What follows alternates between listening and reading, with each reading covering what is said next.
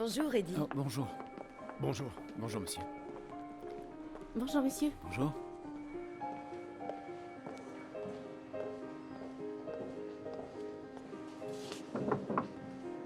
Oui, entrez.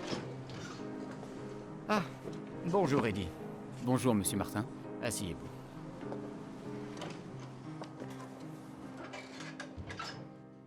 Saint Augustin d'Hippone, c'est un autre érudit, un érudit algérien, dont la réflexion profonde est imprégnée d'humanisme, un érudit qui a œuvré au service de toute l'humanité, qui a donné de la voix aux aspirations d'une société vulnérable.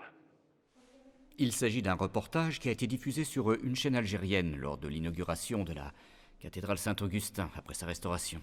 Je pense l'avoir vu lors de sa diffusion, monsieur Martin. Écoutez, Eddie, le monde entier étudie la philosophie du grand Augustin et son apport dans la philosophie et dans l'humanité.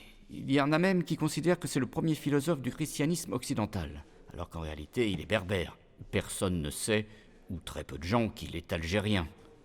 Je pense que l'occasion est trop belle, avec cette inauguration de la cathédrale Saint-Augustin, pour que vous réalisiez un docu-fiction sur Saint-Augustin. Moi? Oui, vous. Vous, parce que vous êtes l'homme de la situation, parce que vous avez notre confiance, parce que vous êtes d'origine algérienne, et je pense que cela va vous faciliter la tâche. Merci beaucoup, monsieur Martin, pour votre confiance, mais franchement, j'hésite un peu à voyager en Algérie. Écoutez, je ne comprends pas votre réaction, je trouve même ça étrange. Je pensais que vous sauteriez de joie, ne serait-ce que d'aller retrouver votre famille que vous n'avez pas vue depuis très longtemps, je crois. Enfin, de toutes les manières, ce qui est sûr, c'est qu'on ne va pas vous forcer. Mais maintenant, la prod est prête. Si vous décidez de changer d'avis, on vous laisse le temps de la réflexion, mais n'attendez pas trop longtemps. Mais... Écoutez, Eddie, réfléchissez et faites le bon choix. Salut, chérie. J'ai essayé plusieurs fois de t'appeler.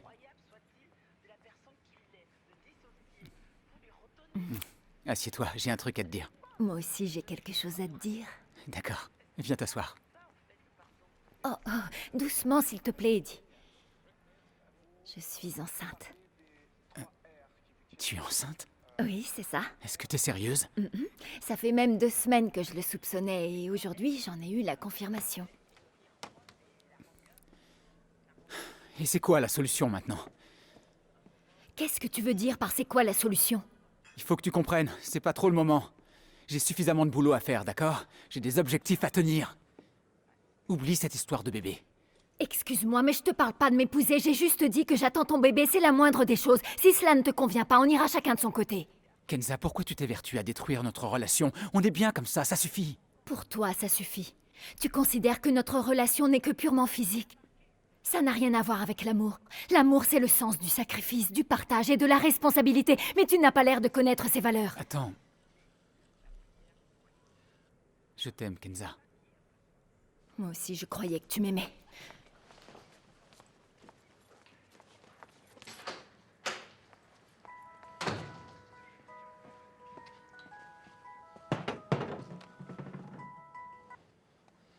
Allô, oui?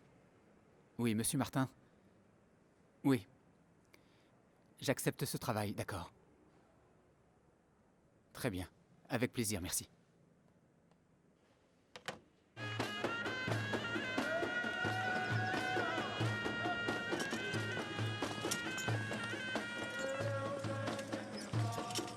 Bon, écoutez, on se voit à l'hôtel, d'accord? D'accord, Merci. Taxi? Bonjour, vous êtes libre? Oui, bonjour. Je vous dépose où? À Soukaras. Très bien.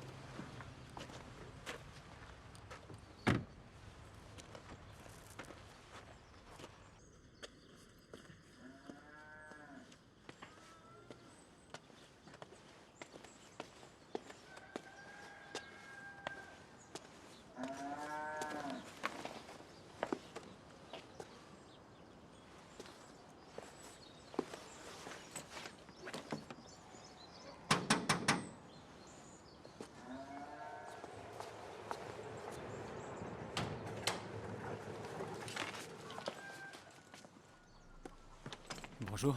Oui, bonjour. Oh, maman! Maman! Mon fils Eddie. Oh, mon fils chéri. Comment vas-tu, mon grand garçon? Ça va, maman. Tu m'as tellement Et toi? manqué. Tu m'as Je manqué suis aussi. si heureuse. Tu changes pas. Ça fait si longtemps. Je suis tellement content. Il y a 7 ans que je ne t'ai vu. Je suis si heureuse. Oh, mon fils. Sois le bienvenu. Enfin. Et c'est Jamila, ta belle-sœur. Bonjour, Jamila. Enchantée. Comment ça va? Je suis ravie Enchantée. de faire ta connaissance. Oh, Moi Jamila, ma fille, peux-tu aller dire à ton mari que son frère vient d'arriver de France? Dis-lui de venir immédiatement ici, vas-y. Oui, j'y vais tout de suite. Merci, ma fille. Oh, attends, Jamila, attends. Dis aussi à Dima que son grand frère est à la maison. Fais vite, s'il te plaît. D'accord. J'étais sûr que le jour viendrait où ton pays finirait par te manquer. Tu sais quoi, Eddie? Avant d'être embauché à la banque, j'ai bossé dans une boîte de production. Une boîte de prod ici en Algérie? Oui, il y en a beaucoup, qu'est-ce que tu crois? Il y a la boîte de production, et en plus, Rahal a une chaîne de télévision. Ah oui, c'est bien. Il a une chaîne de télévision en plus. Et Youssef, tu connais bien Ral, n'est-ce pas? Tu le fréquentes toujours. Bien sûr, c'est un de mes meilleurs amis, et on travaille ensemble depuis des années. Alors, il faut que tu le vois dès que possible. Peut-être qu'il aura un poste dans sa chaîne pour mon fils Eddie. Quoi, tu parles de moi? Bien sûr, de toi et de qui d'autre. Tu Non. es mon fils. Écoute, maman, j'ai déjà un job, je ne cherche rien. J'ai compris. T'es là pour monter ta boîte, c'est ça? Non, désolé, mais vous ne m'avez pas compris. Je suis venu de France juste pour faire un film ici, c'est tout.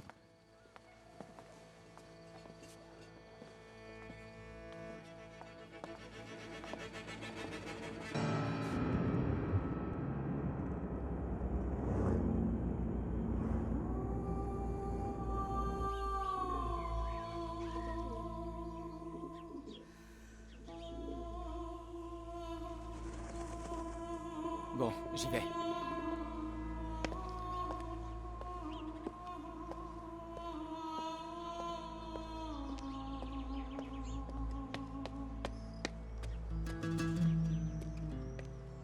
Et voici l'œuvre complète de saint Augustin en latin.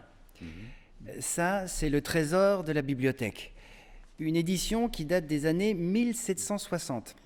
Et parmi ses œuvres, il y a les Confessions, un ouvrage qu'il a écrit lui-même de son vivant et qui est considéré comme la vraie naissance d'un genre littéraire et connu comme l'autobiographie et qui n'était pas connu chez les Grecs.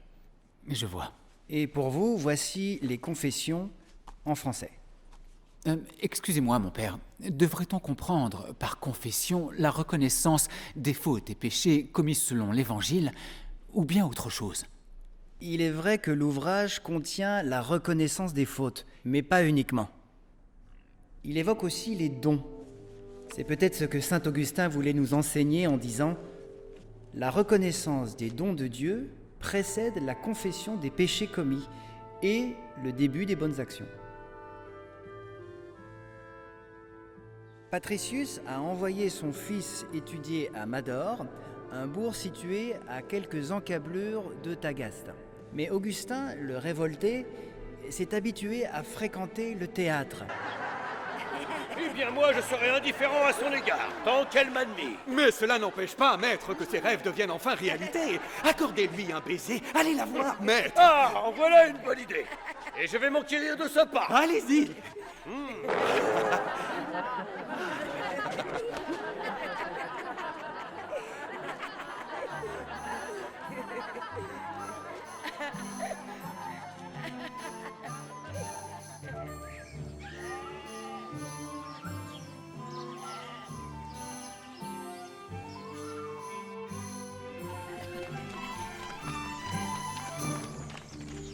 Offrez-nous de ces beaux fruits de votre jardin, noble maître. Allez, serviteur, construisez-moi une passerelle.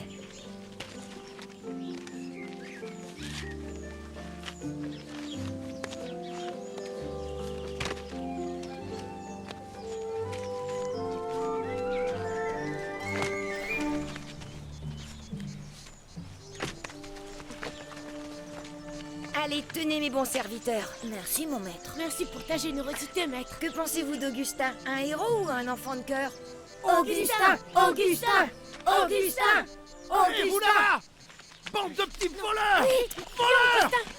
Arrêtez-vous, voleurs! Ah, petit pas! pas si vite. Arrête-toi. Reviens ici. Arrête-toi, sale petit chacal. Je vais aller voir ton père Patricius pour ce que tu m'as fait. Ah oui, vous allez voir mon père? Oui, je le connais. Et je connais aussi ta mère, Monica. C'est une dame bien vertueuse. Comment diable peut-elle avoir un voleur comme toi pour enfant? Je vais lui dire ce que tu as fait. Oh non, je vous en supplie pas, ma mère. Je vous promets de plus le refaire. J'implore votre pardon. Allez, viens là, sale petit voleur. Je n'ai pas dérobé de fruits parce que j'avais faim, mais parce que le vol est une chose interdite. J'ai fait cela. J'ai éprouvé un certain plaisir à voir mes amis m'admirer. C'est alors que je me suis rendu compte que l'être humain est naturellement porté à faire le mal. Oui, serre-moi, oui. Allez, encore.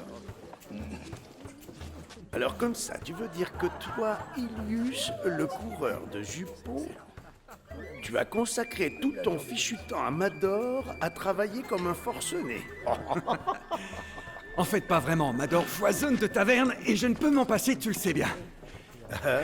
Mais j'aime aussi le théâtre. Je suis même un passionné. Le théâtre? Oui. Comment ça, le théâtre? Oh, c'est très simple. Les pièces qu'on joue au théâtre sont absolument formidables. C'est à pleurer de rire, tu peux me croire.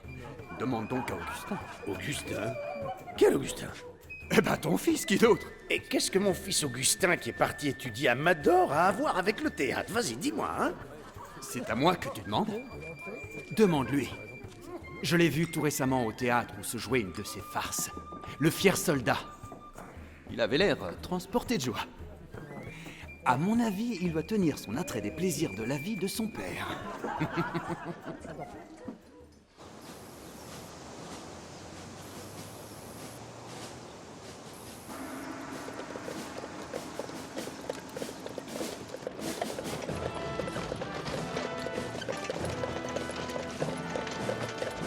Quel honneur pour nous tous et pour Tagaste, ô grand C'est génie! Augustin, le fils de Patricius. Oui, quelle splendeur, tout cet apparat, on croirait voir un roi.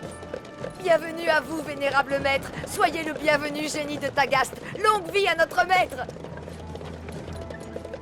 Jeune maître, il est temps de se réveiller. On y est, on arrive à Tagaste. Monica! Monica! Bon appétit. Je vais encore manger seul, on dirait. Les enfants ont déjà mangé. Et toi? J'attends Augustin pour dîner avec lui. Alors tu n'as pas l'intention de jeûner aujourd'hui? Voilà, Augustin.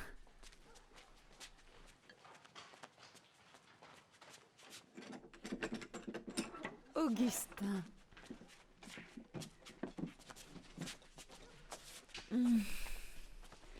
Perpétua. Navekios. Tu peux me dire pourquoi tu arrives si tard, Augustin?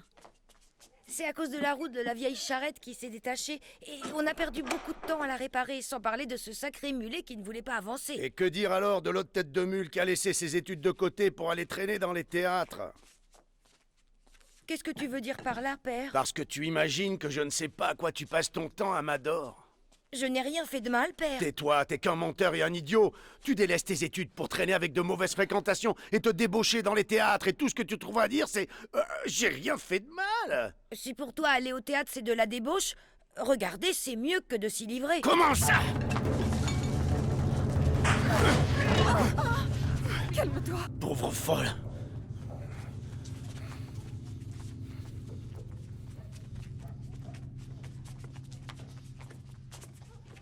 Ne sois pas en colère contre ton père. Car tout ce qu'il fait, c'est juste pour que tu deviennes un jour le plus grand orateur de toute la Numidie. Alors pourquoi il me défend de faire ce qu'il fait lui-même et plus encore, bien plus? Même si c'est vrai, tu dois lui obéir, il est ton père. Mon père, oui, mon père. Je n'arrive plus à te comprendre, mère. Comment peux-tu le défendre et parler exactement comme lui alors que c'est toi qui le fais le plus souffrir? Combien de fois je t'ai entendu pleurer quand il rentrait à l'aube en titubant, sachant avec qui il avait passé la nuit et ce qu'il faisait. Et maintenant tu prends la parole pour te mettre de son côté alors que d'habitude tu ne dis jamais rien. Je ne comprends plus. C'est normal de ne pas comprendre. Car si tu connaissais notre Seigneur Dieu et les commandements de son évangile, tu saurais alors que l'évangile m'a appris qu'en tant qu'épouse, je dois obéir à mon mari et lui pardonner, et aussi prier pour lui.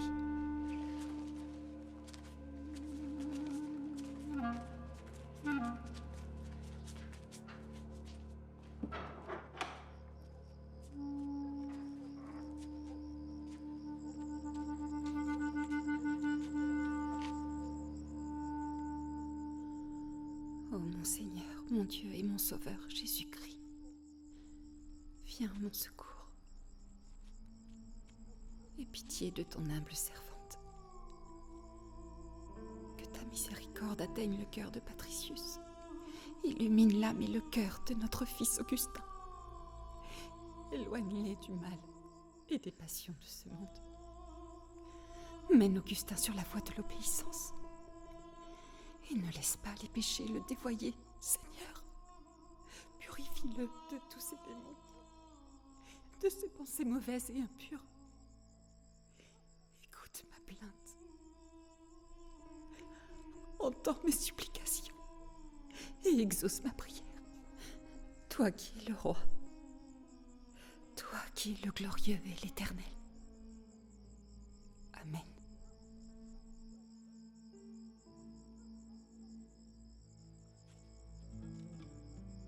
De là est né le conflit à l'intérieur d'Augustin. Conflit entre l'idéalisme de sa mère et la poursuite du monde réel. Qui suivre? Le monde emberlificoté des dieux de son père ou le chemin de soumission qualifié d'amour dans l'évangile de sa mère? Coupé.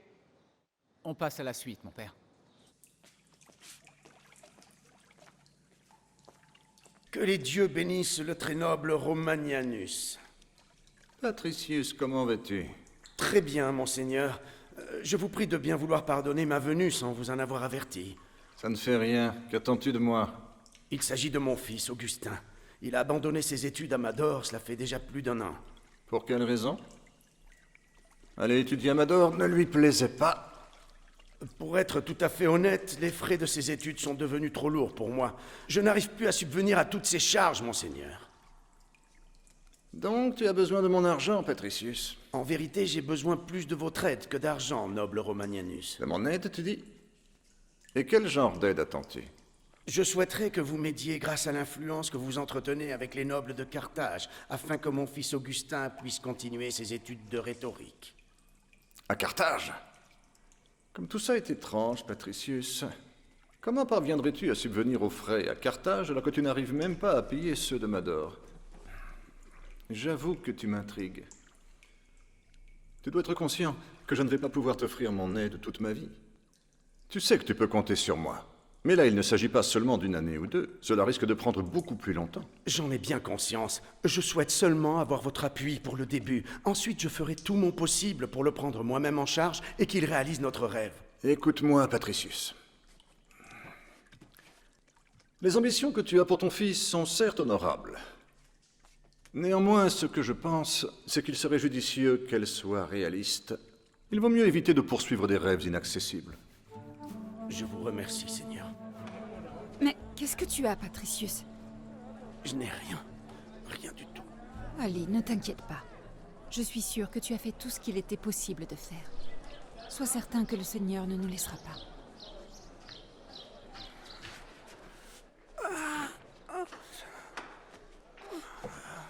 Qu'est-ce que tu as? C'est rien. Ça va. Allez, va t'allonger un peu.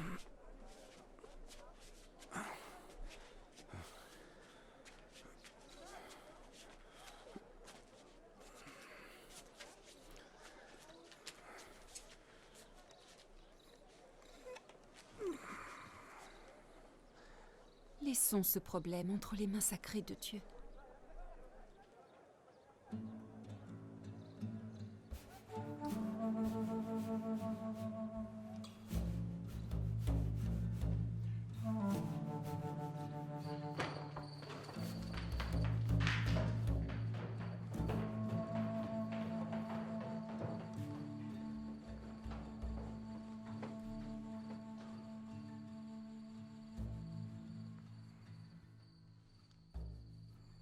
Rejetez-vous Satan, ses mauvaises actions, son adoration et tous ses mensonges.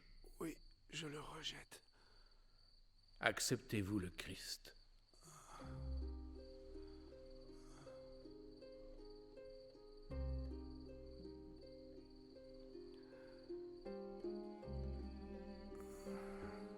Oui, j'accepte le Christ. Croyez-vous qu'il est roi et Dieu? Oui, je crois qu'il est roi et qu'il est notre Dieu.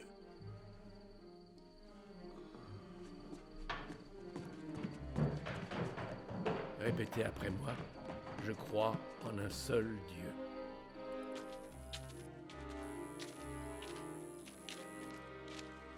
Dis, pourquoi t'es parti en laissant notre père? Qu'est-ce que je suis supposée faire? Eh bien, rester auprès de lui. T'as pas l'air triste comme moi qui soit malade. En vérité, je suis très triste, parce qu'il croit que grâce à son baptême, il deviendra un vrai chrétien, et qu'il pourra jouir d'une vie éternelle, comme ne cesse de dire Mère. Je suis désolée, mais je comprends rien à ce que tu dis.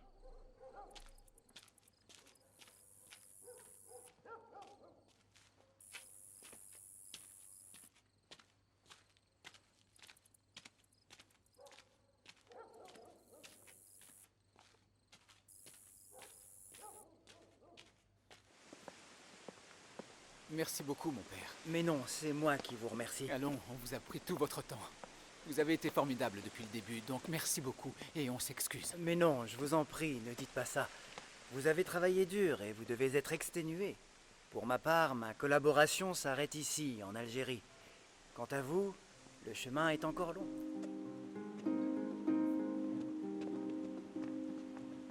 Chacun de nous veut que la justice soit appliquée. Une justice basée sur la vérité. Mais que signifie donc la vérité? Enfin,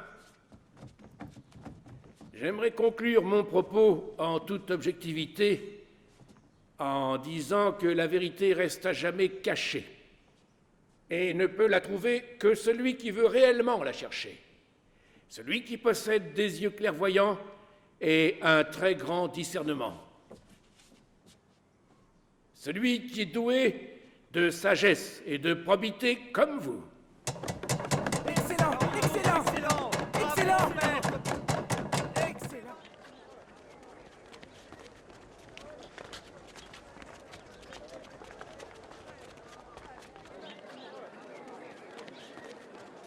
Oh, Alypius. Si seulement je pouvais devenir aussi bon orateur et aussi renommé qu'Asclépius. Allons, on n'exagère pas, mon ami. Les rêves ont aussi leurs limites. Augustin! Oh, mère! Enfin, je te trouve. Je t'ai cherché partout. Que se passe-t-il, mère? Tu vas pouvoir réaliser ton rêve. Tu vas partir à Carthage pour étudier la rhétorique et le droit. Vraiment? Oui, vraiment, Augustin. Tu remercieras Madame Abraska. Elle a réussi à convaincre son mari de tout régler pour toi à Carthage. Tu iras même habiter chez l'un de ses proches. L'âme de feu ton père, Patricius, peut se reposer désormais. Alypius, tu vois bien que les rêves n'ont pas de limite. Je veux que tu saches, mère, qu'une fois installé à Carthage, je me consacrerai jour et nuit à travailler durement. Ainsi, j'accomplirai mes études en très peu de temps.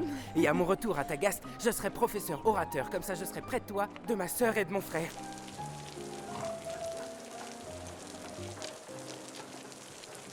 Enfin, je suis libre. Seul, loin du bâton du maître, loin des yeux de ma mère, et loin de la tombe de mon père. Je peux enfin me réaliser et choisir seul mon destin. J'arrive, Carthage.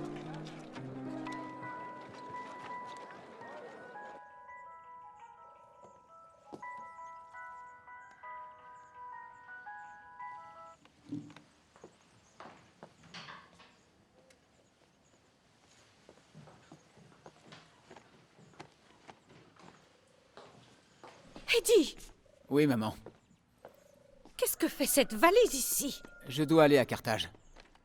À Carthage? Oui, Carthage en Tunisie. Je sais bien que Carthage se trouve en Tunisie. Ce qui me gêne, c'est que depuis que tu es arrivé, je n'ai pas eu le droit de te voir ne serait-ce que plus de 10 minutes. Tu comprends ça? Tu n'as pas eu un seul mot gentil à mon attention, et pas le moindre regard de tendresse. Moi qui ne t'ai pas vu depuis plus de 7 ans. Et voilà que maintenant tu me laisses encore.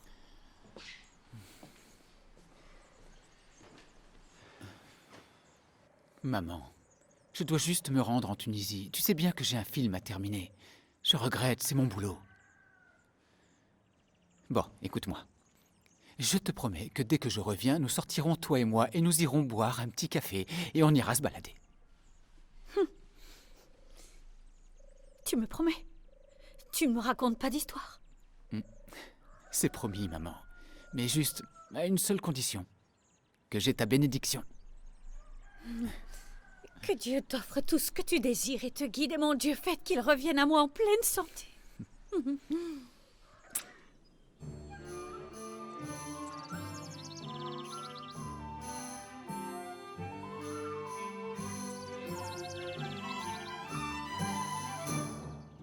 Professeur, j'ai été très heureux d'apprendre que vous aviez obtenu un doctorat en philosophie augustinienne, et surtout, précisément ici à Carthage. Je pense que votre participation ne pourra qu'enrichir notre film.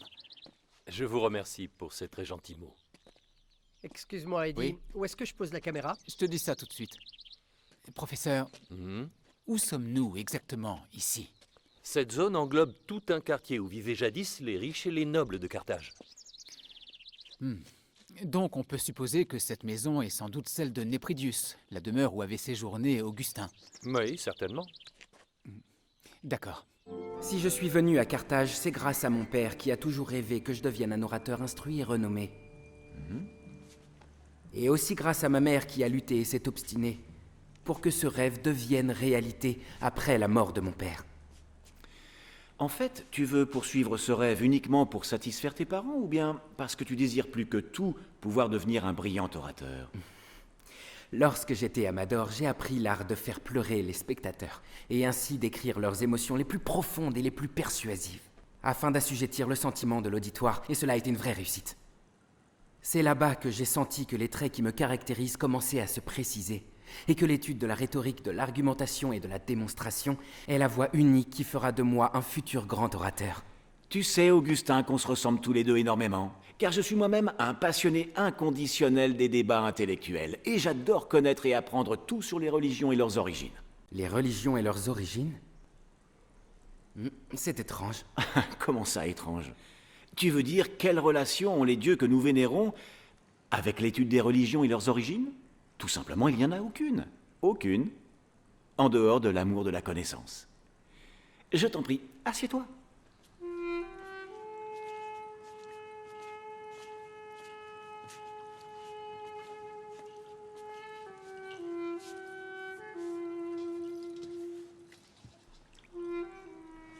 Allons, ne sois pas si timide. Laisse-la donc faire. C'est son travail. Elle s'appelle Tanit. C'est une vraie et belle berbère. N'est-ce pas?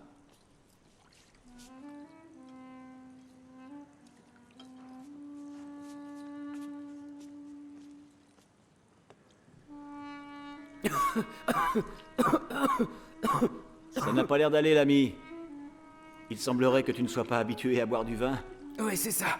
C'est ma toute première fois. Eh bien, il faut un début à tout. Mais continue. Ton discours est fascinant. Tu parles de mon discours sur les débats intellectuels ou bien sur le vin?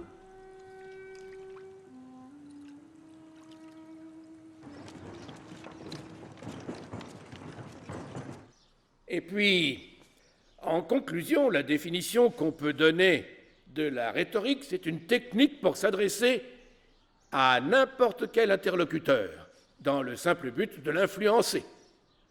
Et partant de cette définition, y a-t-il quelqu'un parmi vous qui pourrait expliquer les parties et les éléments de la rhétorique?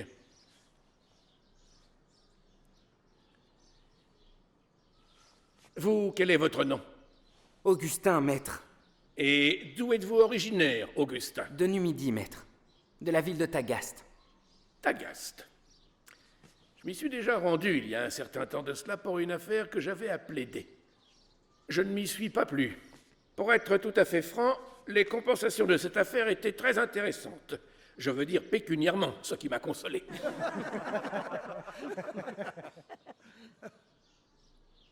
Oui, à vous, votre nom?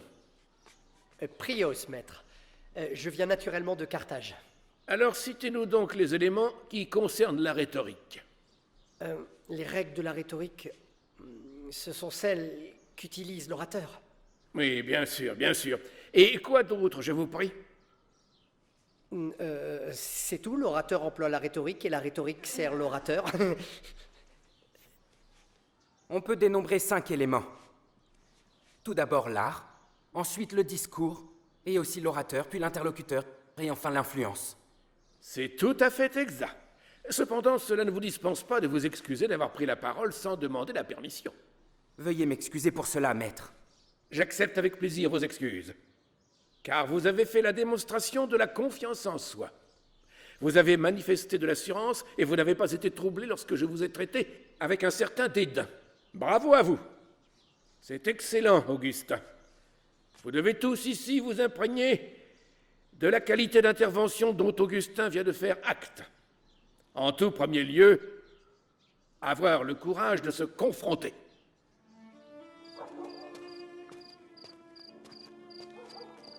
La vérité. Où se trouve la vérité? Existe-t-elle réellement? Tout le monde la cherche. La vérité reste cachée, et seul celui qui la cherche la trouve. Seul celui qui possède la clairvoyance et un grand discernement la trouve. La vérité. Seul celui qui est doué de probité et de sagesse telle que vous peut la trouver. Excellent. Est-ce que notre brillant orateur désire quelque chose? Oui.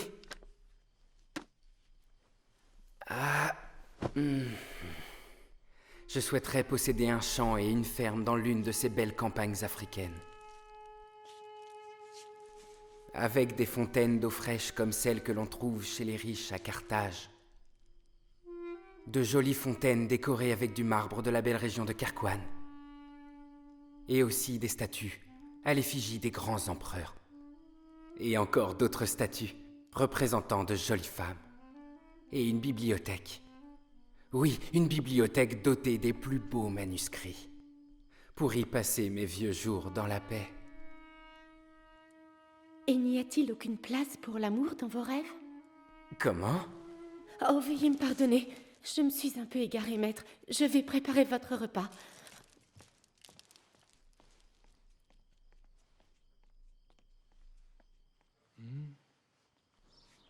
Je vous ai déjà demandé d'apprendre le plaidoyer de l'orateur grec Périclès, le plus grand orateur d'Athènes. Qui parmi vous l'a étudié? Eh bien, écoutons Augustin, notre futur maître orateur.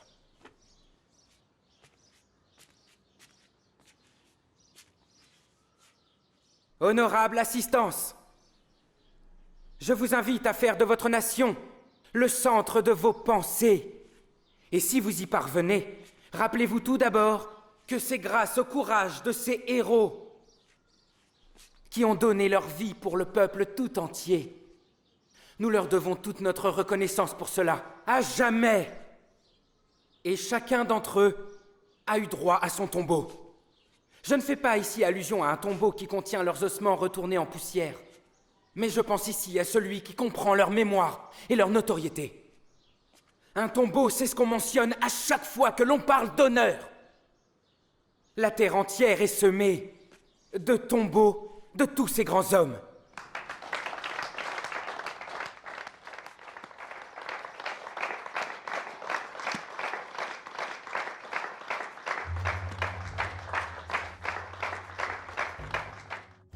Ô Seigneur, mon Dieu, mon Sauveur, et mon roi Jésus-Christ,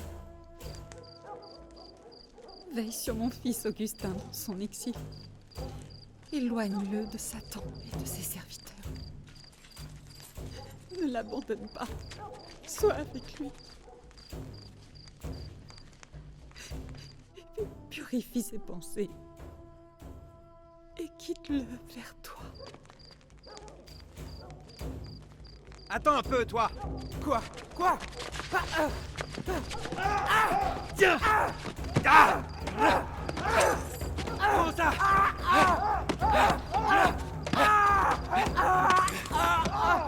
Allez.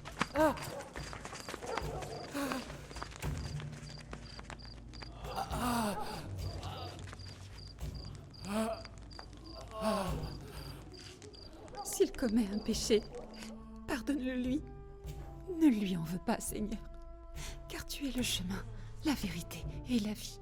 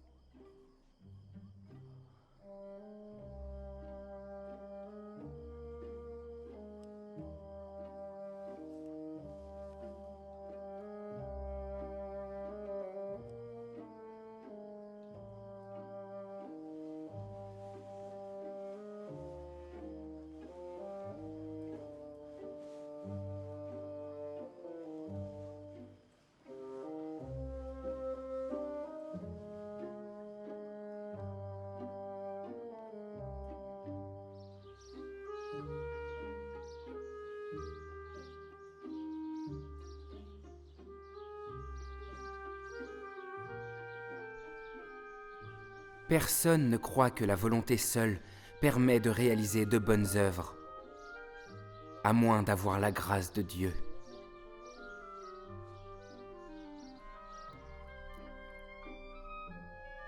J'ai lu chez Platon et Cicéron des paroles très sages et très belles. Cependant, jamais je n'ai lu chez eux quelque chose d'aussi beau que « Venez à moi, vous tous qui êtes fatigués et chargés, et je vous donnerai du repos. »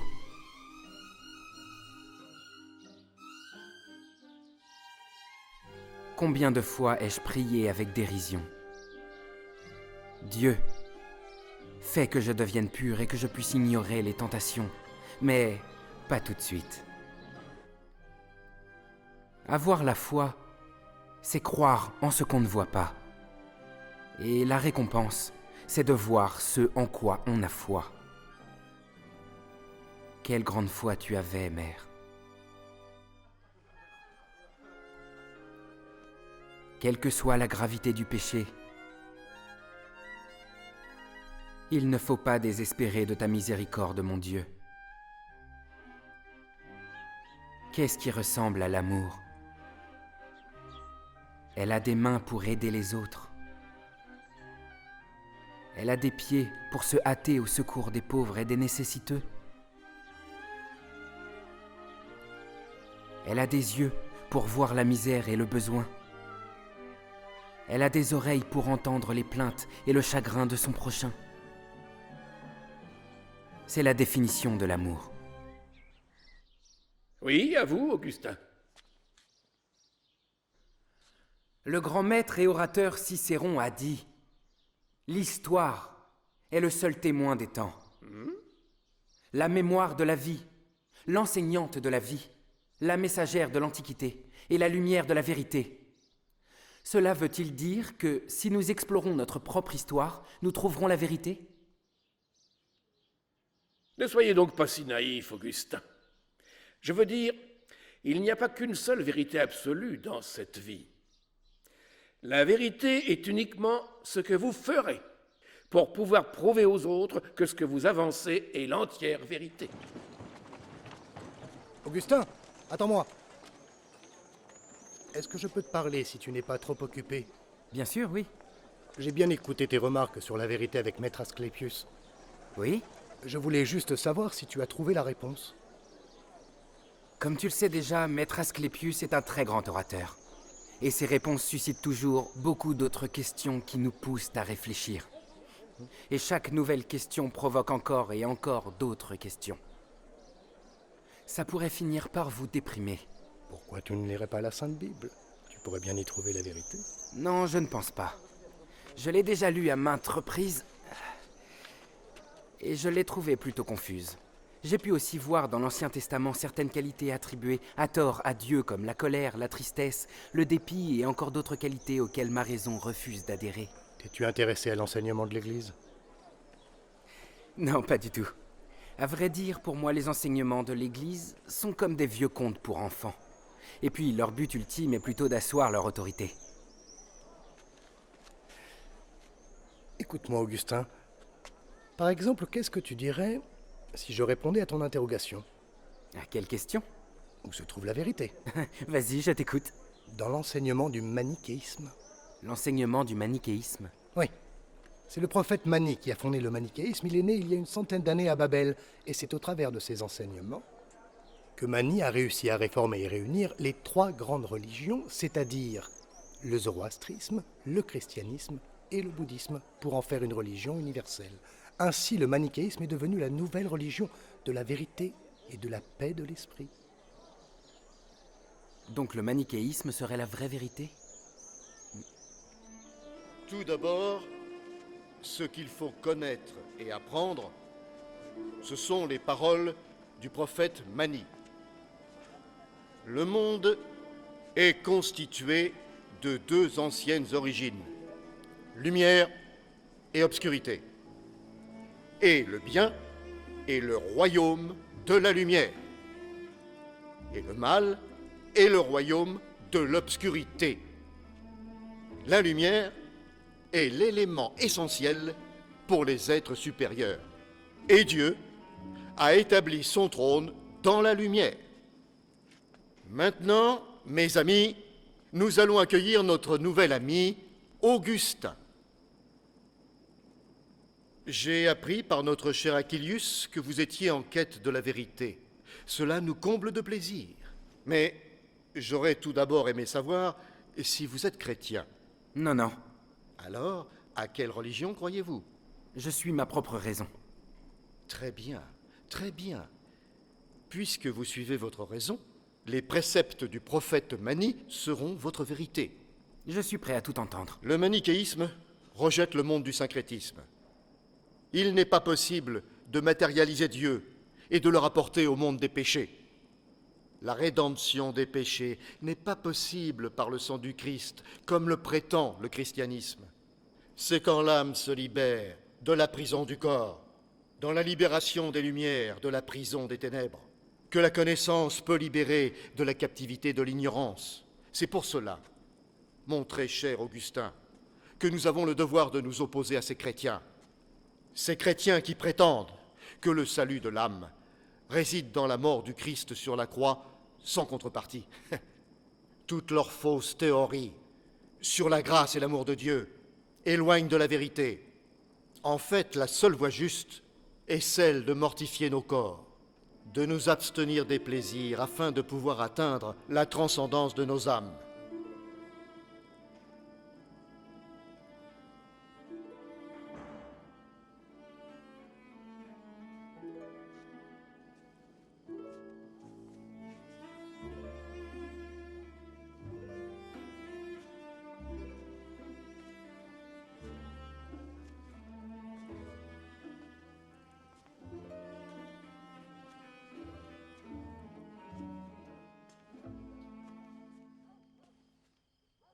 Tanit? J'étais en train de penser à toi.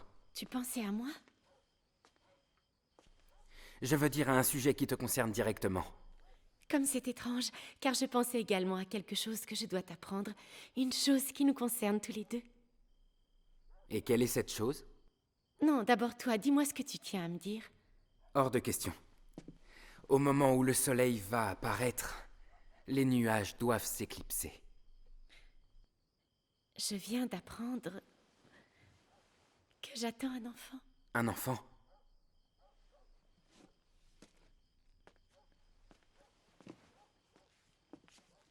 Augustin, à l'évidence, cela ne te réjouit pas. Peu importe, que Dieu veille sur toi. Tanit!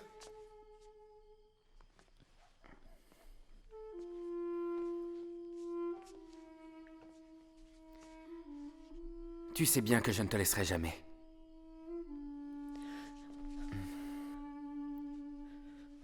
Que vais-je faire maintenant? La vérité veut que j'abandonne les plaisirs de mon corps alors que je suis attaché à elle, et bien incapable de le faire. Et la voilà qui attend un enfant de moi. Est-ce la main du destin qui arrête mon adhésion au manichéisme? Mais je l'aime.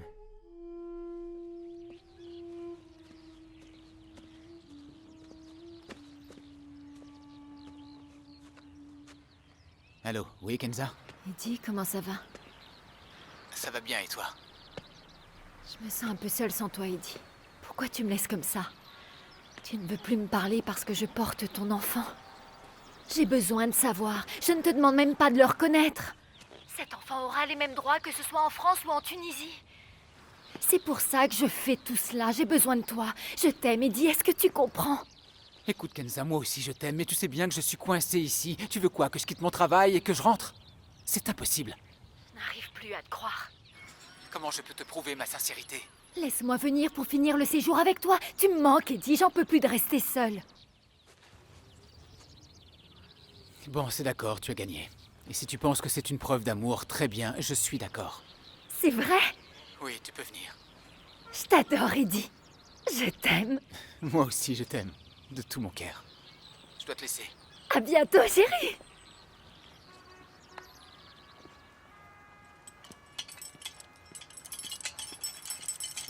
Augustin est maintenant le père d'un petit garçon qu'il a eu avec Tanit, sa maîtresse. Cet enfant s'appelle Adéodate, ou Adéodatus, qui signifie don de Dieu. À cette époque, et bien qu'Augustin s'évertue à la défense du manichéisme, en fait il vivait un profond conflit intérieur. Un conflit intime. C'est ce conflit qui le poussera à prendre une décision très importante. Cette décision changera radicalement sa vie. Je dois me rendre à Tagaste. À Tagaste? Oui, Tagaste. Mon chez-moi. Et combien de temps comptes-tu rester là-bas? Ce ne sont pas des vacances. Je veux rentrer pour y vivre. Comment ça?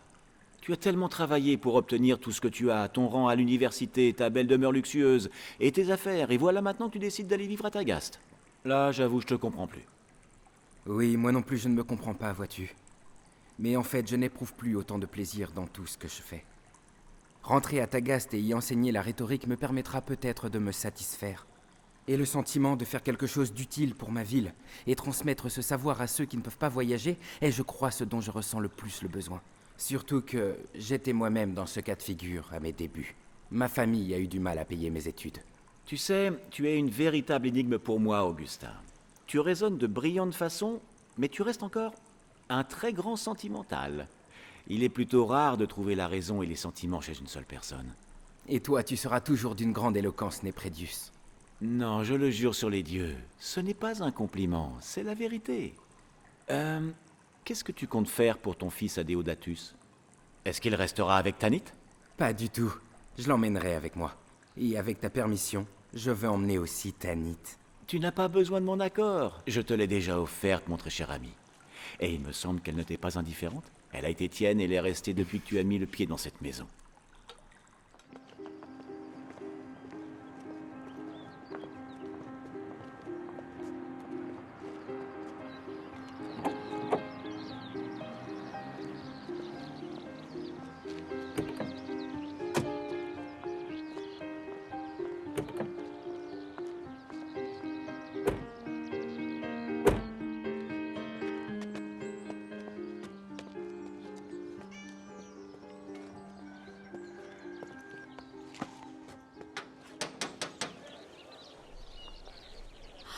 Augustin.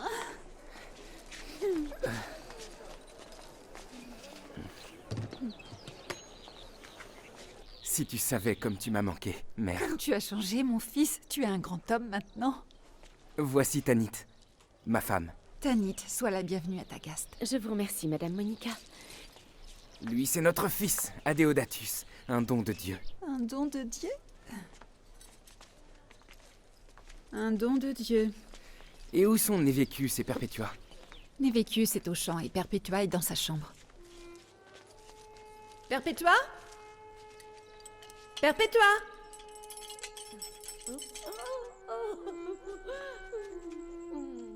Oui.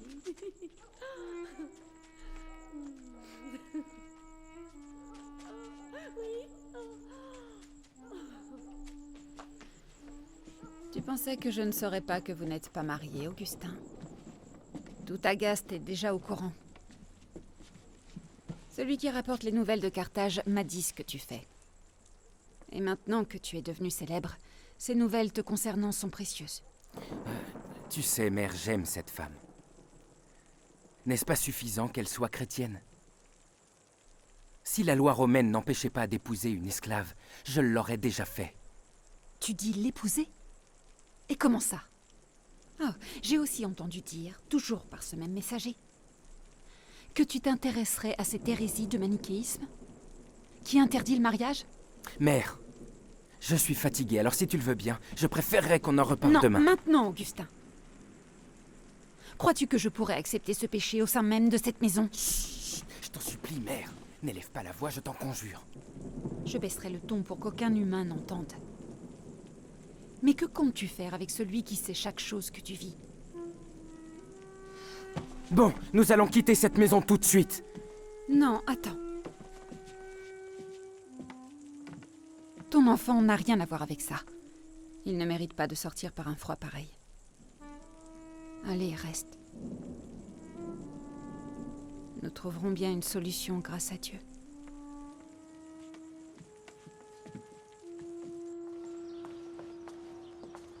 Comment vas-tu, mon fils? Alors, il en est où, ton film? Ça va. On avance bien, maman. Dieu merci. À votre santé. Merci, Jamila. Tu ne m'as toujours pas parlé de Kenza. De Kenza? Kenza travaille avec moi. Elle est française, d'origine tunisienne. Et c'est tout? Qu'est-ce que tu veux que je te dise de plus? Eh bien, cette fille parle beaucoup de toi. Ça me paraît clair qu'il y a quelque chose entre vous. Oui, il y a bien quelque chose. Je l'aime et elle m'aime aussi. Voilà ce qu'il y a. Et alors? C'est tout?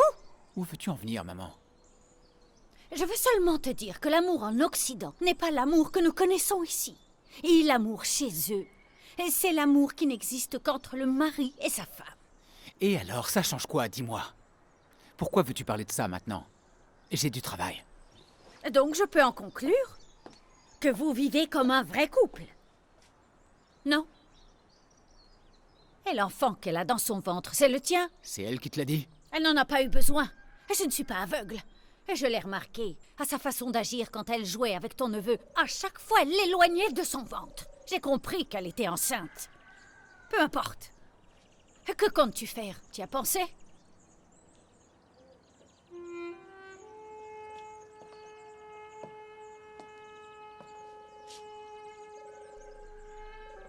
Laisse ta conscience décider pour toi.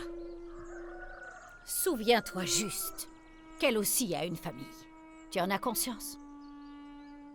Tu n'aimerais pas que ta sœur se retrouve dans la même situation, n'est-ce pas, Eddie?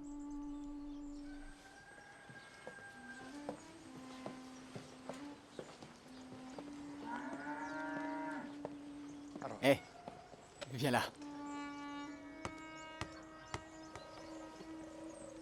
Allez, donne. Oui, allez, tire. Tu me le donnes?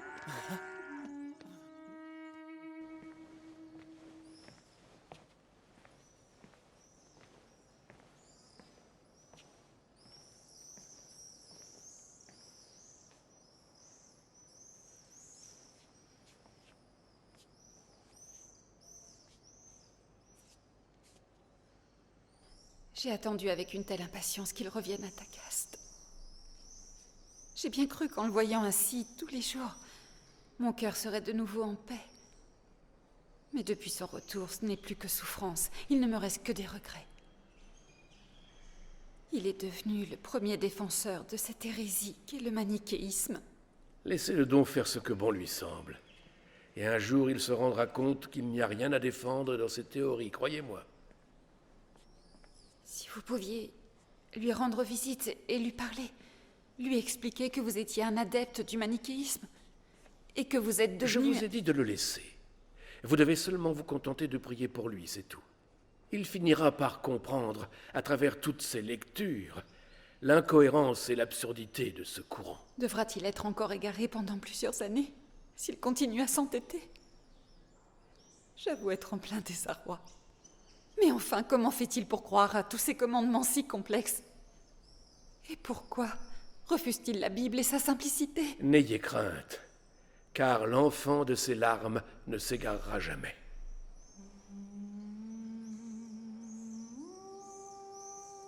Vous ne savez pas, vous ne savez pas, vous ne savez pas, vous ne savez jamais rien. Tout ce que vous faites ne sert à rien si vous n'y réfléchissez pas. Pourquoi apprenez-vous vos leçons si vous n'aimez pas ce que vous apprenez? Le cours est fini. Sortez!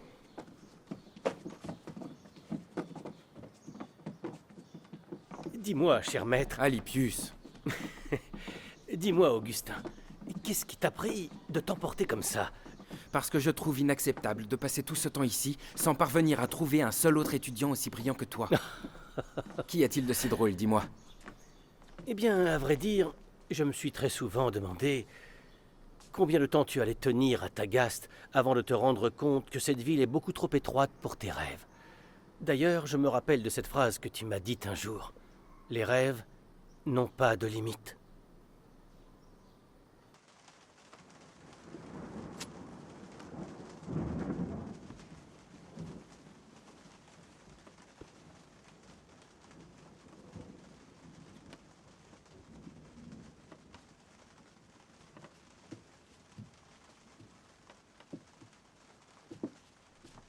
Augustin? Où est-ce que tu vas avec toutes ces affaires? Réponds-moi, Augustin. À Carthage. Carthage? Pourquoi veux-tu y retourner alors que tu es revenu ici et de ton plein gré? Oui. Je sais bien, mère. Mais ma lassitude est trop grande pour vivre à Tagaste. Et je crois que mes rêves s'effondreront si je reste. Ici, mes étudiants ne me laissent aucun espoir d'en obtenir la moindre gloire. Et ton fils? Et sa maman? Qui s'occupera d'eux quand tu seras loin? Ils ne méritent pas ça. Ils vont vivre comment sans toi? Je leur ai laissé assez d'argent pour qu'ils tiennent un bon moment. Il faut que tu me croies, mère. Dès que j'aurai une bonne situation à Carthage, je reviendrai les chercher. Aie confiance en moi.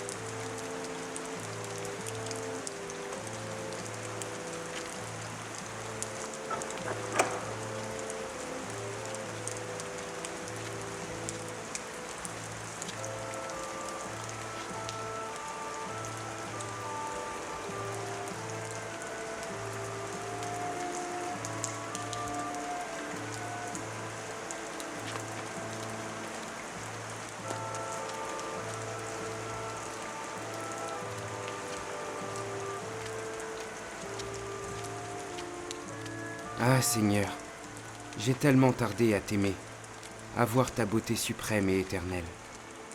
Tu as toujours été à mes côtés, mais en raison de ma rébellion, je n'ai pas pu être avec toi.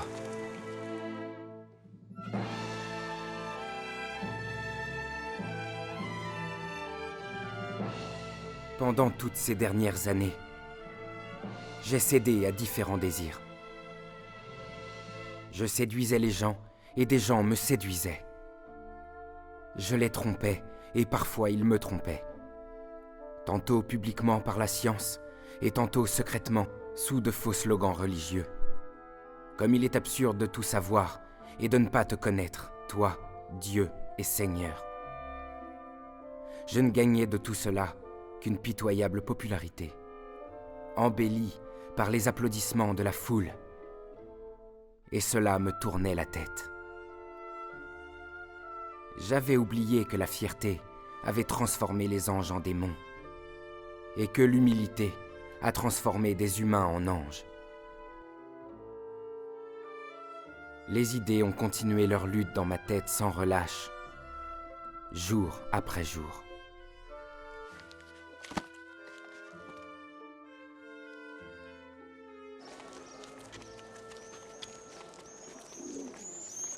conviction? Et quelle conviction? Après tout ce temps, tu arrives encore à te poser des questions? Je me pose toutes les questions que je veux, car rien n'est acquis. Et le manichéisme, comme tout autre courant, peut aussi être soumis à des études et aux critiques. Allons du calme, Augustin. Les élèves sont en train de nous regarder et le manichéisme a été interdit. Peu importe.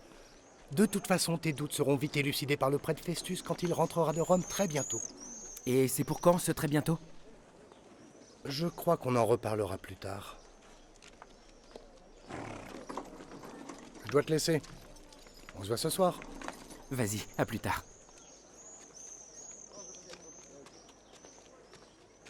Oh, ma très chère mère. Adéodatus. Tanit, comment vas-tu? Tu nous as tellement manqué, mon chéri. Vous m'avez devancé. J'envisageais d'aller vous chercher à Tagaste. Vous avez très bien fait de venir. Allons à la maison. Allez, venez.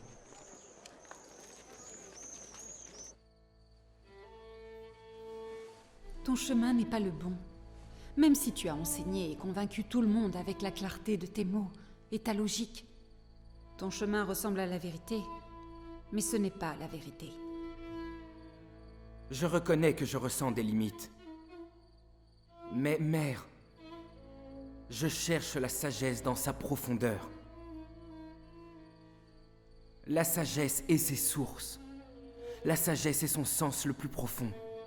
C'est tout ce que je désire.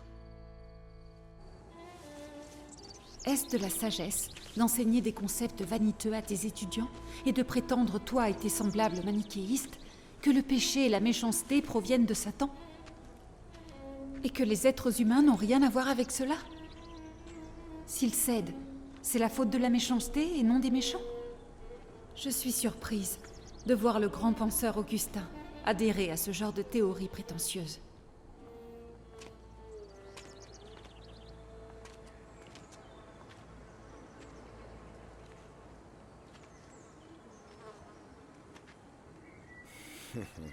Quelle ironie du sort, tu ne crois pas? Tu es ici, à la place même où se rassemblaient les chrétiens quand ils étaient persécutés. Le même endroit qui nous rassemble ici aujourd'hui, échappant à notre tour à la persécution des chrétiens. Dans tout ce que tu viens de me dire, il n'y a pas un seul mot qui répond à ma question. Écoute, Augustin, un seul conseil. Ne laisse pas le savoir tuer ta foi, car la vérité est immuable. C'est nous, et nous seuls qui changeons. Voilà la vérité. La vérité, oui, la vérité! Je suis éreinté d'entendre ce mot vide de sens. La vérité sans une preuve, sans la moindre réponse. Vous prétendez corriger dans les livres sacrés tous les textes qui vous contrarient et qui vous dérangent. Quant à votre logique, elle consiste à tourner en dérision toutes les accusations contre vous. Et même Dieu. Vous considérez Dieu comme imparfait. Il serait même infecté d'une chose malsaine. Tandis que vos propres élites dissimulent un nombre incalculable de défauts derrière une prétendue vertu. Alors oui, je trouve légitime de réfléchir. Je demande. Et c'est toujours la même réponse. La vérité, elle ne change jamais. Seulement moi, j'ai changé. J'ai dit tout ce que j'avais à dire. Fais ce que bon te semble.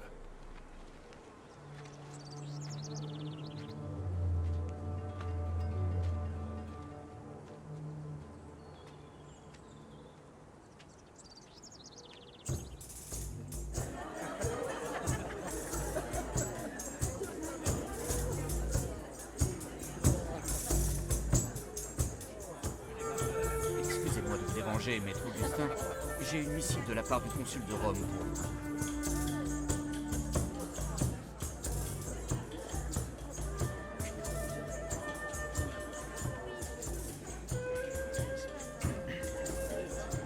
Pourquoi ne lis-tu pas cette lettre, Augustin? Crois-tu vraiment que ce soit le bon moment pour lire un courrier? C'est le consul de Rome, et son nom c'est bien Symmachus? Ah oui, c'est cela. Je pensais bien qu'il nous avait oubliés depuis son départ de Carthage. Qu'est-ce qu'il y a entre vous pour qu'il t'envoie un courrier, dis-moi? Cela doit être quelque chose de très important. Ah, très bien, je vais vous la lire, comme ça vous me laisserez tranquille.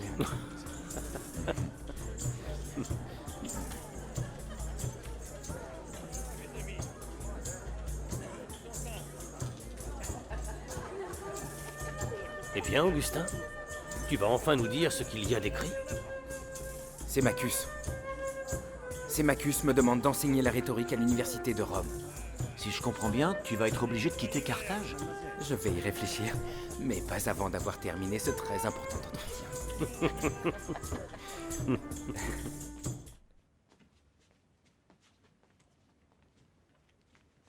Va mettre cette malle dans la charrette, j'arrive. À vos ordres, maître. Où pars-tu aussitôt, Augustin? Eh bien, je dois me rendre au port de Carthage. Un de mes amis doit embarquer pour la ville de Rome. Et il te faut prendre toutes tes affaires pour simplement aller le saluer? Eh bien, je comptais les lui donner pour qu'il puisse s'en servir, le temps qu'il s'installe sur place. De plus, c'est un très cher ami qui m'a maintes fois aidé par le passé. Ah, Adéodatus. Mon cher enfant, comment vas-tu? Je vais très bien, mon père. Tu aimerais voir la mère, Adéodatus? Oh oui, je t'ai demandé tellement de fois de m'y emmener, ça oui, j'aimerais la voir. Ton père va pouvoir réaliser ton souhait. Il va tous nous emmener jusqu'au port. Là-bas, nous pourrons respirer tout ce bon air marin.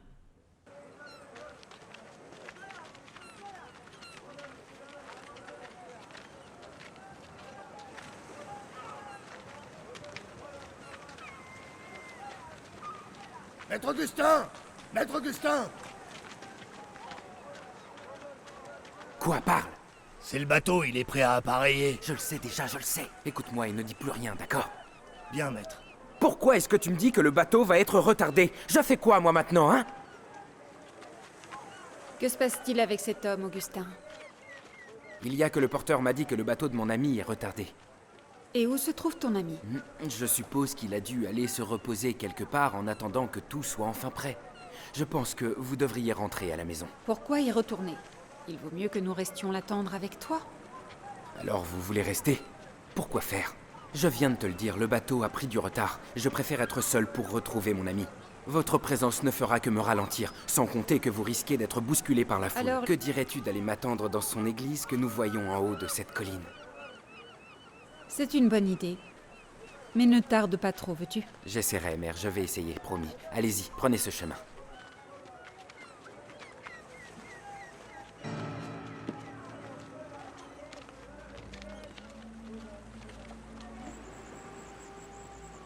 Augustin? Augustin! Augustin!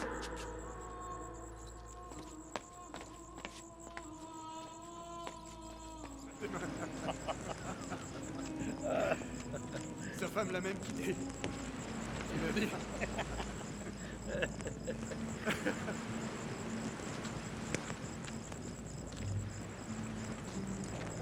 Vous n'avez pas vu Augustin? Augustin? Ah oui, et il a embarqué tout à l'heure sur une de ces embarcations qui partent pour Rome. Tout va bien, faut pas s'inquiéter.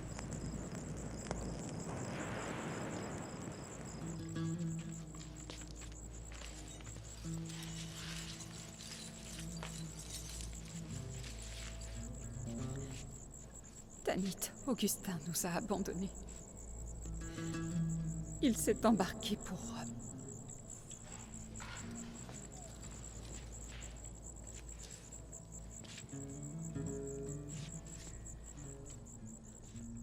Seigneur, mon Dieu, mon Sauveur, Jésus-Christ.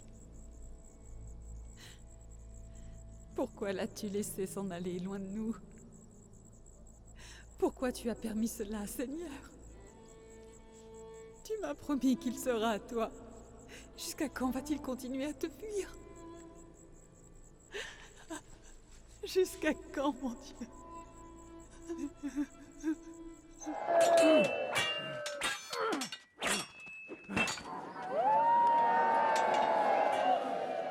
Si tu savais comme je suis heureux de te voir à Rome, Alypius. Quoi, tu ne supportes plus la vie ici à ce point? Je ne supporte plus la désinvolture de mes étudiants. Ils ne payent même pas mes émoluments.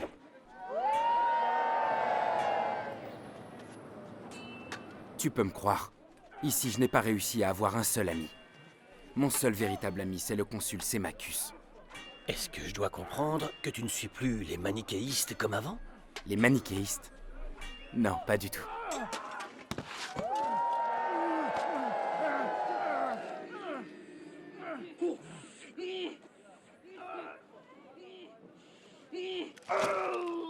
Écoute-moi, cher Augustin, tu sais bien que tu es l'une des personnes qui comptent le plus pour moi. J'ai bien compris lors de nos dernières rencontres que tu ne voulais pas rester plus longtemps à Rome. Alors quand le tribunal de Milan m'a indiqué qu'il recherchait urgemment un professeur de rhétorique, j'ai naturellement pensé que tu feras un excellent candidat pour eux. Merci. Merci énormément, monsieur le consul. Ce qui est le plus important, Augustin, c'est que ta voix résonne dans l'enceinte du tribunal de Milan et le plus tôt possible. Je t'en prie.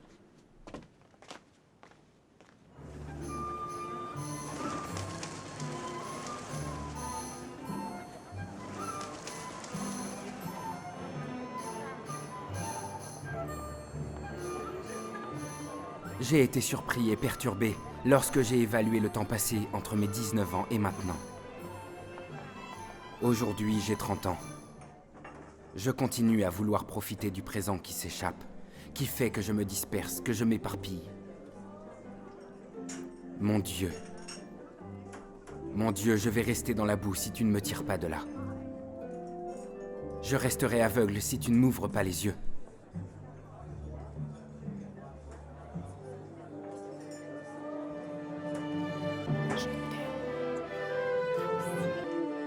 On dirait que le destin nous réunit toujours, hein? Ça va, Augustin? Augustin.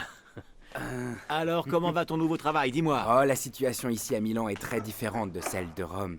Ma position en tant que professeur de rhétorique au tribunal de Milan m'a permis d'entrer en relation privilégiée avec le palais impérial. Tu dis le palais Mais impérial? oui. Non, non, non, non, non, non. Je vais devoir me méfier de toi, Augustin. Mais non, allez, entrez. Ah. Maintenant que tu es un proche du cercle fermé au palais impérial, as-tu des nouvelles d'Ambroise? Qu'est-ce qu'il a, Ambroise? Est-ce vrai ce qu'on dit de lui à Carthage? Et que dit-on sur lui?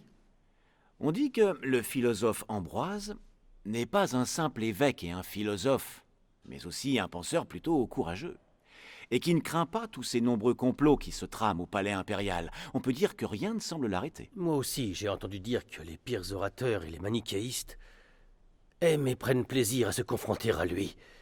C'est quand même étrange que tu ne l'aies pas encore rencontré. Pourquoi le rencontrer? Parce que tu penses que cela me sera utile si je décide de le voir ou si je m'oblige à écouter sa philosophie? Dis-moi juste comment un évêque chrétien peut devenir philosophe. Là, je te reconnais bien là, mon ami, c'est la question.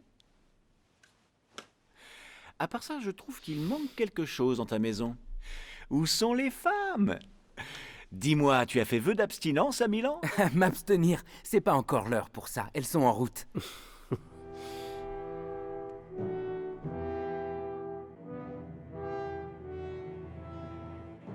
Voici l'ordre de l'empereur Valentinien. Tenez. Est-ce que je dois assister au serment de l'évêque Ambroise? Je n'en vois pas l'intérêt, j'y perdrai mon temps. Quelle en est la vraie raison, en fait? Le palais commence à craindre l'influence d'Ambroise, mais aussi la sympathie qu'éprouve le peuple de Milan pour lui. Nous aimerions savoir à quoi pense Ambroise et ce qu'il prépare. Et vous êtes celui qu'il nous faut, celui qui peut le comprendre et celui qui pourra l'arrêter.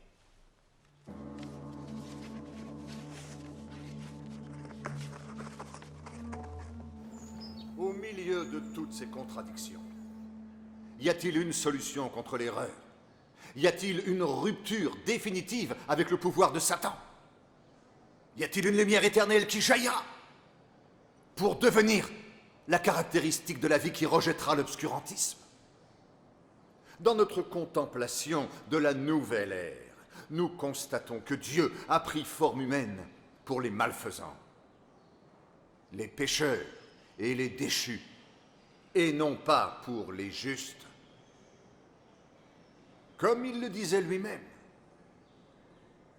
je ne suis point venu appeler à la repentance les justes, mais les pécheurs. Nous pouvons donc comprendre que les justes, les parfaits, sont les plus éloignés de la face du Dieu clément. Ils ne peuvent pas connaître le goût de la bénédiction gratuite. Dieu va humilier les scribes, les pharisiens et les juges des peuples. Et nous voyons là la plus grande preuve du danger, de l'autosatisfaction qui a toujours été dénoncée par Dieu. Seul face à l'erreur, Celui qui a la foi entend, parce qu'il écoute, tandis que celui qui n'a pas la foi n'écoute même pas. Et même s'il écoutait, il n'entendrait pas. J'ai été honoré, monsieur l'évêque, d'avoir pu assister à votre excellent prêche. Tout l'honneur revient à Dieu qui nous a permis de transmettre son message. Votre simplicité de langage permet à n'importe quel auditoire de tout bien comprendre. Et dans vos mots, il y a quelque chose qui touche le cœur, qui m'a permis de ressentir une paix que je n'avais jamais connue auparavant. Je vous promets de venir assister régulièrement à vos messes, dès aujourd'hui. Je serai très honoré que vous y assistiez.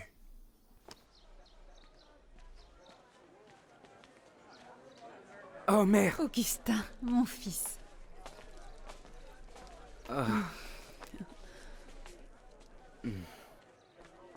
Adéodatus. Mon père, tu m'as tellement manqué. Tu m'as manqué aussi, mon fils. Comment vas-tu, Tanit? Je vais bien. Mais entrez, venez vous asseoir par ici, venez.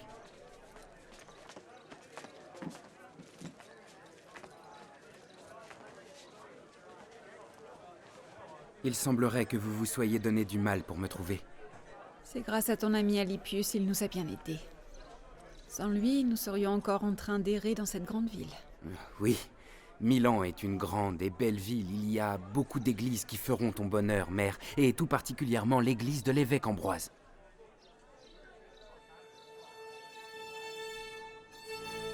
Je ne peux pas nier une certaine admiration envers les idées, la rhétorique et la philosophie de cet évêque. Ce que vous me dites me semble très grave et très sérieux, Augustin. Cela confirme bien toutes mes craintes. Je ne vois pas de danger à admirer sa philosophie. Si vous, qui êtes un orateur émérite en rhétorique, admirez son discours, alors que dire du peuple? Cet Ambroise a su accaparer les esprits de tous ceux qui gravitent autour de lui. Il pourrait aisément influencer ces gens n'importe quand, attaquer le palais si l'envie lui en prenait. Mais ça n'arrivera jamais. L'histoire de cet évêque s'arrêtera ce soir.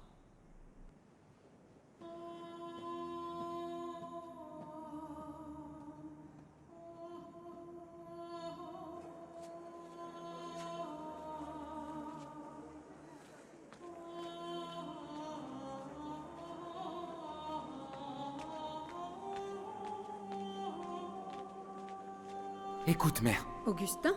Il faut que nous quittions cet endroit au plus vite. Et pourquoi ça? Je tiens beaucoup à rencontrer l'évêque Ambroise. J'ai quelque chose d'important à te dire. Tu pourras parler avec lui une autre fois. Je te le répète, je ne partirai pas avant d'avoir vu l'évêque Ambroise. Hein? Écoute, mère. Les soldats de l'empereur sont en route pour la cathédrale. Ils viennent pour l'attaquer. Comment ça, attaquer la cathédrale? Tu crois que je vais abandonner la maison de Dieu pour te suivre? Je t'en supplie, mère. Il n'y a plus de temps à perdre. Tout le monde ici me connaît. Je n'ai pas intérêt à ce qu'il me retrouve précisément ici. Tu as peur pour ta réputation et ton pouvoir, Augustin. Tu n'as pas peur pour moi. Mais mère... Le sujet est clos. Si tu veux partir, libre à toi. En ce qui me concerne, je sais que Dieu protège tous ses enfants.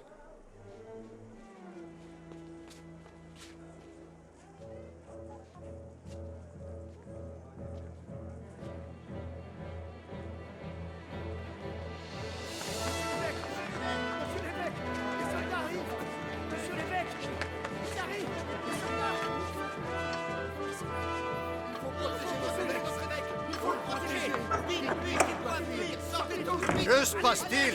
Et que signifie tout ceci? Les soldats de l'empereur ont encerclé la cathédrale et veulent l'attaquer. Mais jamais nous nous laisserons faire. Et nous les combattrons jusqu'à notre dernier souffle. Pour commencer, déposez les armes que vous avez en main. Vous devez garder uniquement les paroles de Dieu. Notre arme n'est pas l'arme du monde.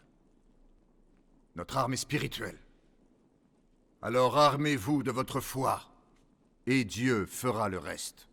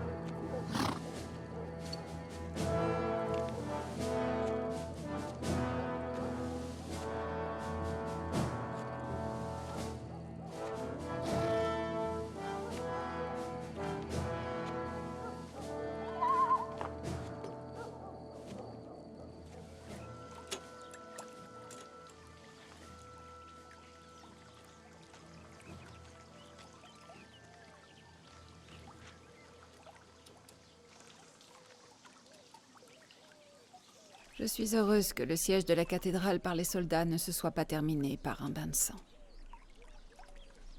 Mais je suis surprise et déçue par ton comportement. Tu avais l'air si étranger à tout ça. Parfois, je n'arrive plus à te comprendre, Augustin. Tu semblais être ami avec Ambroise, puis tu agis comme tu l'as fait ce soir-là. Le fait que je sois devenu ami avec l'évêque Ambroise ne veut pas dire que je sois devenu un chrétien.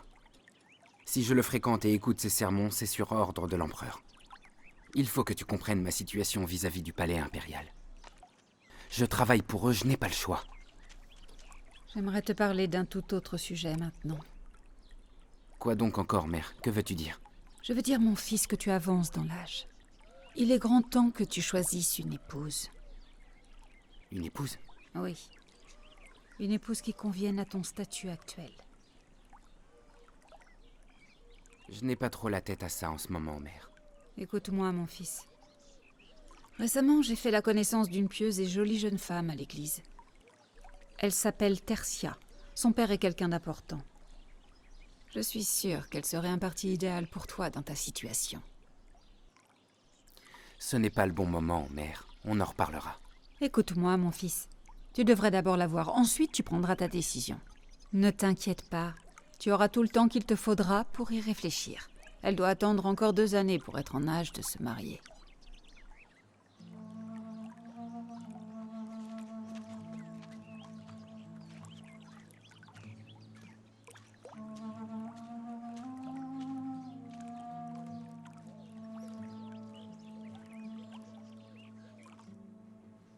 Eh bien, je vais répondre à ta question, Augustin. C'est le père Simplicianus qui m'a baptisé.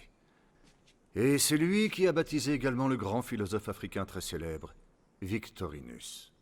L'évêque Ambroise m'a souvent relaté l'excellence de votre honorabilité. Il m'a aussi beaucoup parlé de vous comme quelqu'un de très brillant en rhétorique.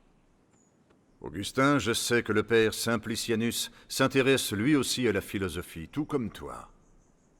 Je suis sûr que vous allez vous entendre et devenir de bons amis. C'est un grand honneur pour moi.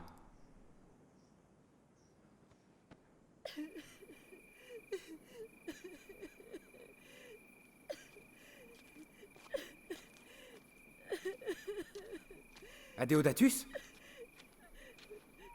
Pourquoi pleures-tu? Que se passe-t-il, fils? Parle-moi. Que se passe-t-il, mère? Il n'arrête pas de pleurer. Tanit a quitté la maison. Comment? J'ai essayé de l'en empêcher, mais elle a fui. Elle a dû entendre notre conversation sur ton mariage. Elle a préféré se sacrifier. Ainsi, elle ne sera plus un obstacle dans ton choix. J'ai tout fait pour l'en dissuader, mais je n'ai rien obtenu d'elle. En dehors de prendre soin d'Adéodatus. Elle a juré qu'elle ne sera jamais à un autre homme après toi.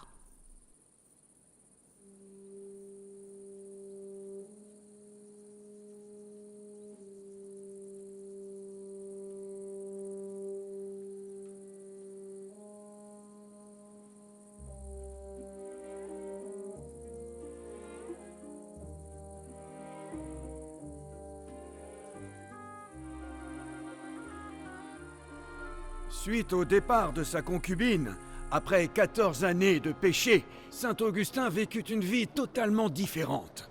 En effet, il n'aima plus jamais une autre femme comme il l'avait aimée elle. Et son souvenir resta gravé en lui toute sa vie, il ne se remaria jamais. Bon, coupé. Merci beaucoup. C'était un plaisir. Oui, un vrai plaisir. Merci. Parlez-moi, Augustin. Qu'est-ce qui vous tracasse? J'ai beaucoup de choses sur le cœur, mais je ne sais pas quel chemin prendre. J'ai fait beaucoup de mauvaises choses. Je me suis souvent égaré. Connaissez-vous le philosophe africain Victorinus? Oui, je le connais. C'était l'un des philosophes les plus réputés de Rome. Dieu a conduit le philosophe Victorinus vers la foi. Et ce même Victorinus a été capable d'accepter l'humilité du Christ, que les sages ne voient pas et que les enfants connaissent. C'est ainsi qu'il a déclaré sans gêne qu'il était un serviteur du christianisme et l'enfant de la joie. Rome n'a pas du tout apprécié, mais Dieu, si. Victorinus, mon cher Augustin, cachait sa foi devant les gens et ne la déclarait qu'en présence du prêtre. Chaque fois, le prêtre lui disait « Je ne croirai votre foi que lorsque je vous verrai entrer à l'église, et seulement là. » Et ce jour a fini par arriver. Et le grand philosophe s'est enfin présenté devant le peuple de Dieu. Et humblement, il a déclaré, avec amour, sa foi envers Jésus-Christ, devant tous ces gens réunis dans l'église de Rome et qui criaient « Alléluia! Alléluia! Victorinus! Victorinus !»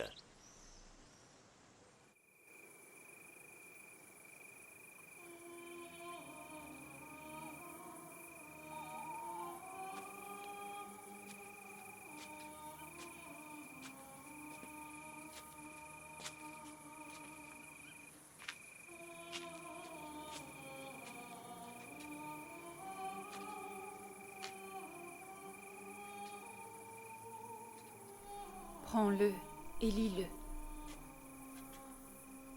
Prends-le et lis-le. Adéodatus?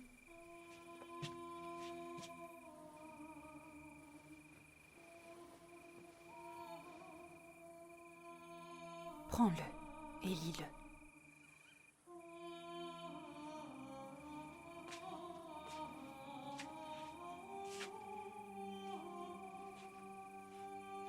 Prends-le et lis-le.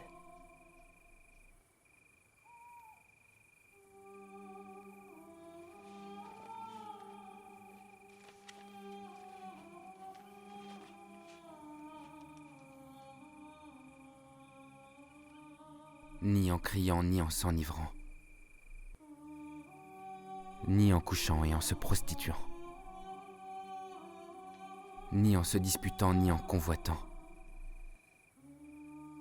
Mais en vous parant des habits de Jésus-Christ. Ne préparez pas le corps pour la luxure, au désir de la chair.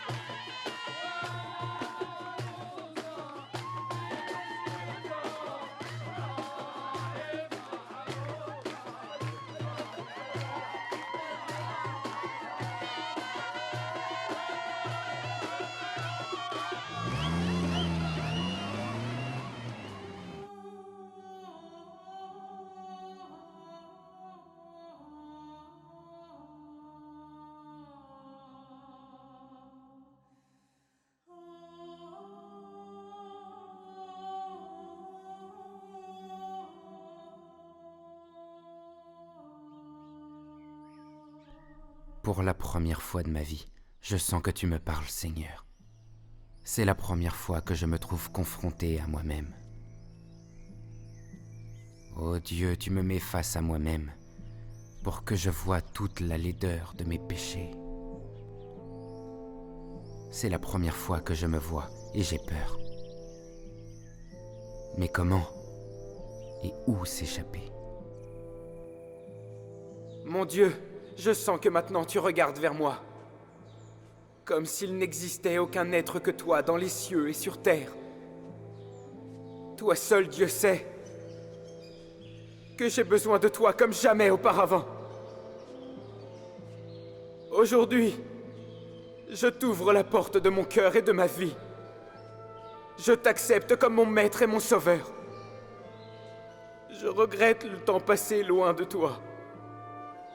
Je regrette tout ce temps où je ne t'ai pas remercié. Merci. Merci. Merci parce que tu es mort sur la croix pour moi. Et pour que tu reconnaisses le repentir de tous ces nombreux péchés que j'ai faits, Seigneur. Fais que je vive selon ta volonté et non selon la mienne. Fais que je suive tes pas. Que je marche derrière toi. Et si je marche derrière toi, alors je te suivrai.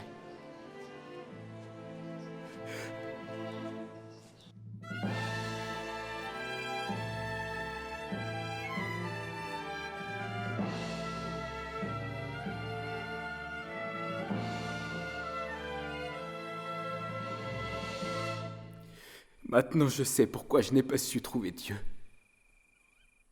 Parce que je l'ai cherché à l'extérieur, alors qu'il était ancré en moi.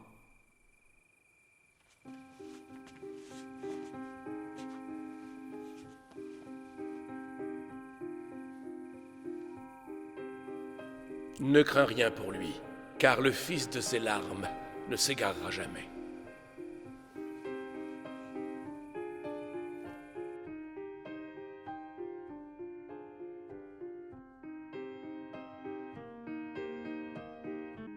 Après sa libération, par son baptême, il est retourné à sa ville natale, Tagaste, puis est venu à Hippone, là où nous sommes actuellement. Il a été ordonné évêque en 395 après Jésus-Christ. Après une vie pleine d'efforts, d'enseignement et de défense de la foi juste, après avoir composé plus de 232 volumes d'ouvrages considérés à travers les âges parmi ceux qui ont éclairé et enrichi l'intelligence de toute personne qui les a lus, Augustin, âgé de 76 ans, a regagné l'honneur céleste en 430 après Jésus-Christ. C'est le philosophe, le maître, l'orateur, le révolté, le religieux et l'évêque, l'homme des plus grandis. C'était saint Augustin, le soleil d'Ifriqiya, l'évêque des simples, l'enfant des larmes.